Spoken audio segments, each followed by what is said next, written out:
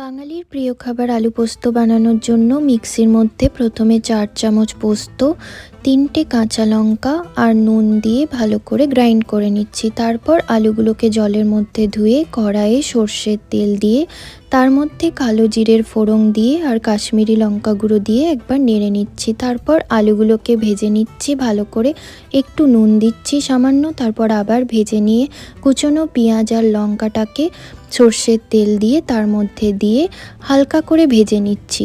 তারপর আগে থেকেই বেটে রাখা পোস্ত আর লঙ্কাকে দিয়ে আবার ভালো করে একটু ভেজে নিচ্ছি। তারপর দিচ্ছি পরিমাণ মতো জল আর তারপর ভালো করে ঢাকা দিয়ে ভাপে হতে দিচ্ছি। তারপর একটু হয়ে এলে ওপর থেকে কাঁচা পোস্ত, 2টো কাঁচা লঙ্কা আর কাঁচা সর্ষের তেল দিয়ে হালকা একটু নেড়ে নিচ্ছি। আলু পোস্তর সাথে বেগুন ভাজা হবে না তাই কি হয়, তাই বেগুনের মধ্যে নুন, হলুদ, লঙ্কাগুলো মাখিয়ে বেগুনটাকে ভেজে নিচ্ছি।